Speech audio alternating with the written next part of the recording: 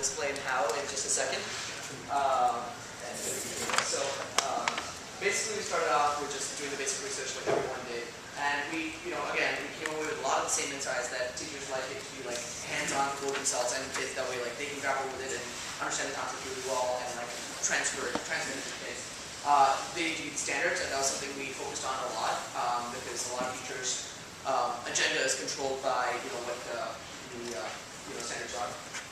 We focused on science because a lot of teachers focused on that and they like that aspect of it, and they found it hard to explain intangible ideas. So we tried to also take that into account. So when we came to our actual point of view, we developed that 4-point bulleted perspective, and we tried to incorporate all of that throughout the brainstorming process. So we'll see you next slide. So we focus on all of those insights that Larry just mentioned to you, and we primarily were very concerned with the sciences because all of the teachers mentioned that they wanted to focus on the sciences since it was STAR tested until the 5th grade.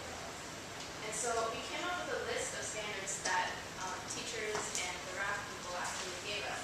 And you can see there's earth sciences, there's life sciences, physical sciences, and we came up with a bunch of topics for each and brainstormed a bunch of solutions. And so we ended up choosing life sciences as So we ended up choosing life sciences and more specifically evolution because it was a suggestion from one of the teachers who mentioned that she had a very difficult time explaining to students that evolution was a random process and not something that animals or Mother Nature wants us to do. Yeah, sure. Yeah, at first we tried to follow the design process in generating a lot of ideas, and we tried to be broad about it, not close our minds to different approaches to different problems. And so we came up with probably a dozen or 2 dozen ideas, and we started slowly filtering them out one by one based on whether or not they met the standards, whether or not they helped something intangible become tangible for teachers. So we filtered them out and basically voted to determine the best choice, which we thought was the evolution game. So we'll go to that. Okay, so we wanted to focus on teaching certain things. The most important are these.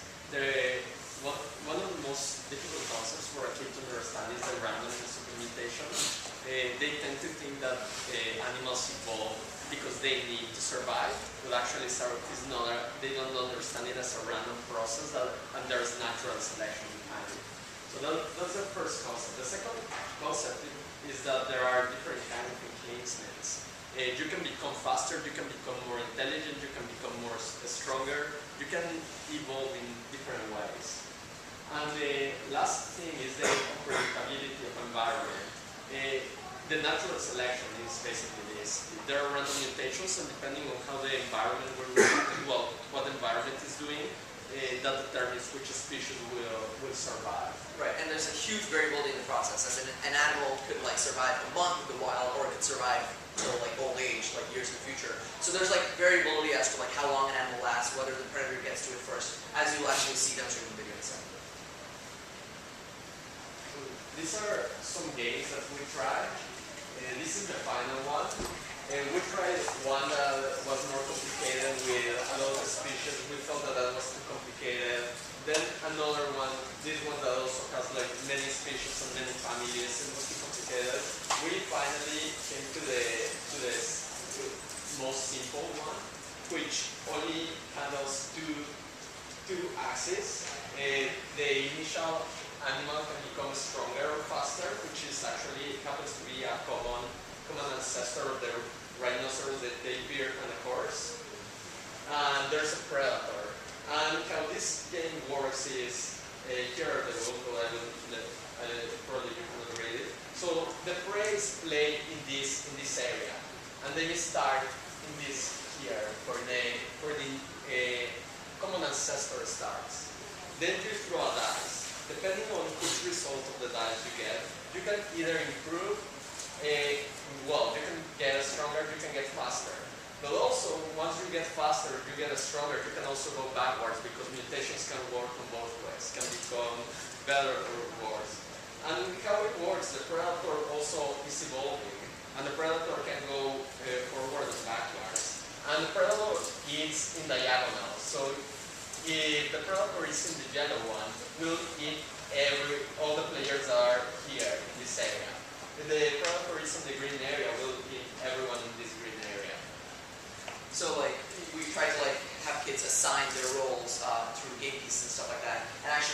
out what their animal does over time. And one of the things we play with predators, so videos on So first we just have a demonstration on the process. how you actually play the game.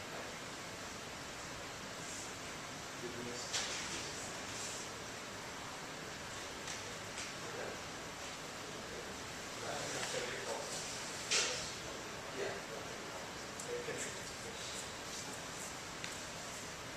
You might have to play this on this.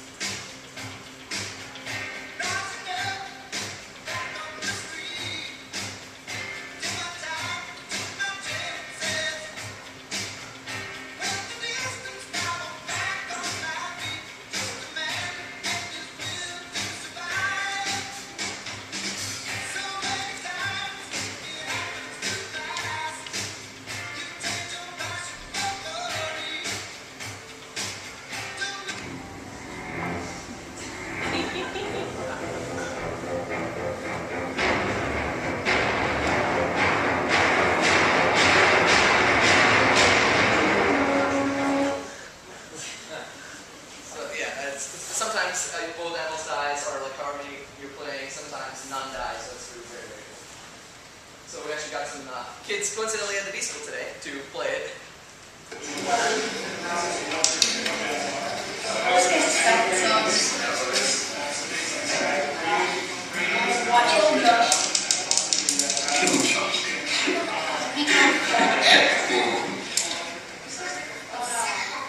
Design some pieces. And there were maybe if there were like pieces of like animal. Yeah. And any if you made it like even harder, like make it easier, because I feel like the predator had to like it was really hard for him to get very far up. Would you kind of learn, I guess? And it's not really the animal's choice. I thought it was creative, and I like games that have to do with learning as well as playing. So yeah, I thought it was helpful to hear a little bit about what the big idea was to begin with, so that they were thinking about it as they went through and connecting the play to the ideas. Were there any improvements that you thought we should make? Well, I think once you have it as it's bigger and it's easier to manipulate the pieces, that would be great. I asked one of them what he thought, and he said, "Well, I realized that the predators really don't have that much of an advantage." Okay. So, he was thinking about what was the meaning of the game, what did it illustrate to him. So that was his takeaway. And I thought it's the kind of game that probably should be played several times, so we'll see how, the outcome is always the same. So some of the takeaways that we got from this were that once you got a more sophisticated prototype going, then the kids would have a much better understanding of the way it worked.